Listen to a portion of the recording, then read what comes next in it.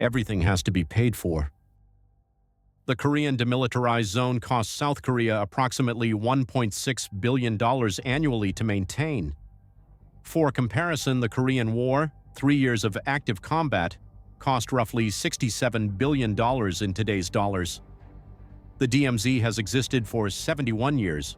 Total maintenance cost over $113 billion. The war ended in 1953, the cost did not.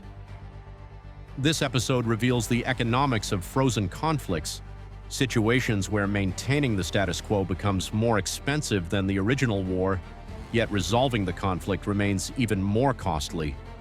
The system that makes permanent militarization cheaper than peace. The infrastructure of standoff. The Korean DMZ isn't just a line on a map, it's a 250-kilometer fortified zone requiring constant staffing, surveillance, maintenance, and readiness. South Korea maintains approximately 600,000 active military personnel, not to fight a war, to prevent one. The annual defense budget, $46 billion in 2024, according to CPRI, roughly 2.8% of GDP. But here's the calculation. If tensions were resolved, South Korea could reduce military spending to regional averages, approximately 1.5% of GDP. That's a savings of $21 billion annually, every year, for decades. They could reduce military service from 18 to 21 months to 0, returning 300,000 young men to the economy immediately.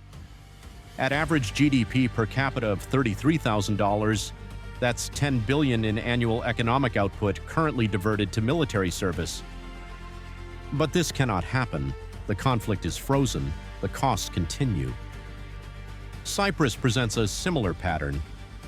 The Green Line has divided the island since 1974. The United Nations peacekeeping force in Cyprus, UNFICYP, has operated for 50 years continuously. Annual budget, approximately $50 million funded by both Cyprus and international contributions. 50 million times 50 years, $2.5 billion spent maintaining a ceasefire line on an island of 1.2 million people. Meanwhile, the division prevents economic integration, duplicates government services, and keeps military forces deployed on both sides. The original 1974 conflict lasted weeks. The cost of maintaining its aftermath has exceeded $5 billion when you include both UN peacekeeping and the military expenditures of Turkey, Cyprus, and Greece to maintain forces on the island. The permanent militarization tax. Frozen conflicts create permanent militarization economies. These aren't temporary war expenditures that end when fighting stops. They're structural economic features that persist indefinitely. Israel spent approximately $24 billion on defense in 2023, roughly 4.5% of GDP, according to Israeli Ministry of Finance data. For comparison, most developed nations spend 1.5–2.5% of GDP on defense. The difference, 2 to 3 percentage points of GDP. On a $500 billion economy, that's $10 to $15 billion annually that goes to security rather than education, infrastructure, healthcare, or private investment. Multiply by the 75 years since 1948, $750 billion to $1.1 trillion, inflation adjusted. This doesn't count the actual wars, 1948, 1967, 1973, 1982, 2006, multiple Gaza operations.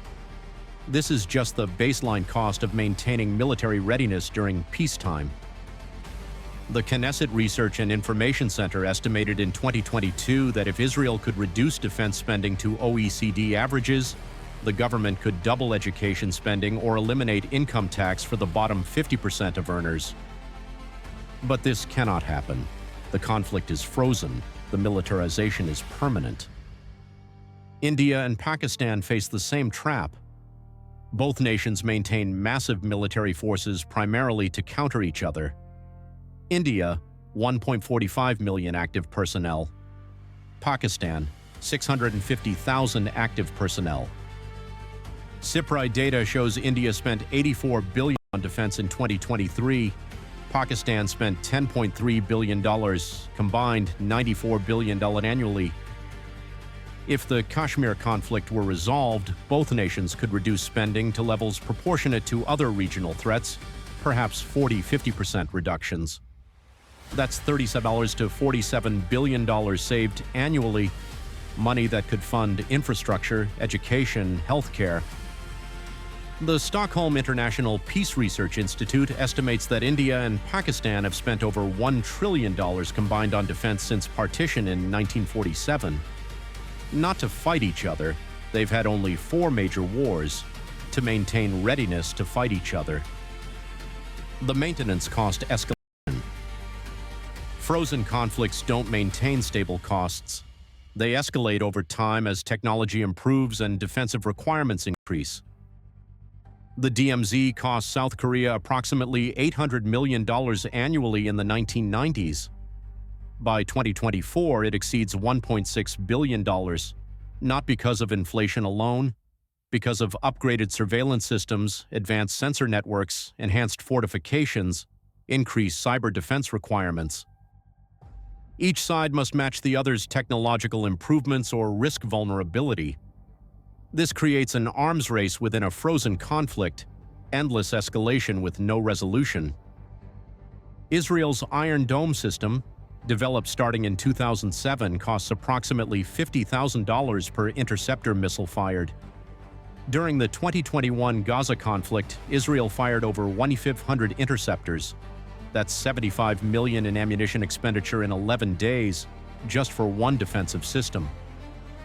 The system itself cost over $1 billion to develop and deploy. Annual maintenance, approximately $50 million. This is on top of all other defense spending. This is the cost of managing a frozen conflict that periodically flares but never resolves. They said defensive systems would reduce costs by preventing damage. They got an endless requirement to purchase interceptors and upgrade systems to counter evolving threats. The opportunity cost calculation. Frozen conflicts aren't just about what you spend on military, they're about what you cannot spend on growth. South Korea's economy grew dramatically from the 1960s to 2000s despite the frozen conflict. But economists at the Bank of Korea estimated in 2015 that military spending and mandatory service reduced potential GDP growth by 0.3 to 0.5 percentage points annually. On a $1.7 trillion economy growing at 2.5% instead of 3%, that's $8.5 billion in lost growth per year. Compounded over decades, this exceeds the direct military spending. The Korea Development Institute calculated that eliminating mandatory military service would increase the labor force by 300,000 workers and add approximately $10 billion to annual GDP. But the conflict is frozen, the service remains mandatory, the opportunity cost accumulates. Pakistan faces an even more severe opportunity cost. Defense spending consumes approximately 4% of GDP, while education receives 2.5%. The World Bank has repeatedly noted that Pakistan's low education investment constrains economic development. If defense spending could be reduced by even 1 percentage point of GDP, $4 billion annually, and redirected to education, Pakistan could increase education spending by 40%. The long-term growth effects would far exceed the initial $4 billion. But the conflict is frozen. The spending priorities remain fixed. The psychological infrastructure. Frozen conflicts create not just military infrastructure but psychological infrastructure that becomes economically embedded. South Korea's mandatory military service shapes career timing, education decisions, business formation. Companies plan around employees' 18 to 21-month absences. Universities structure programs to accommodate pre- and post-service enrollment. The entire economy adapts to a permanent state of partial mobilization. Removing this would require restructuring labor markets, business practices, social expectations.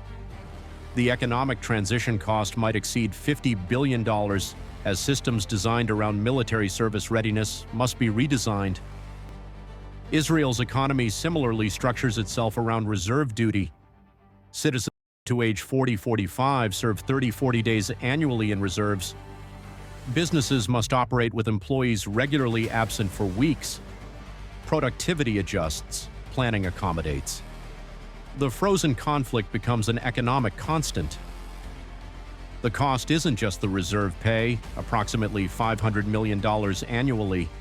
It's the reduced productivity, the business interruptions, the investment decisions made knowing that workers will regularly be unavailable. The resolution impossibility. Here's the trap. Resolving frozen conflicts costs more than maintaining them. Korean reunification would cost South Korea an estimated $1 trillion to $5 trillion over 20 to 30 years, according to various think tank analyses. This includes infrastructure development in North Korea, social integration, pension and welfare obligations, industrial modernization. South Korea's GDP, $1.7 trillion, reunification could cost 2 to 3 times annual GDP spread over decades. Meanwhile, maintaining the DMZ costs $1.6 billion annually. The arithmetic. Maintaining the status quo costs $48 billion over 30 years. Resolving costs $1 to $5 trillion. Maintenance is cheaper by a factor of 20 to 100.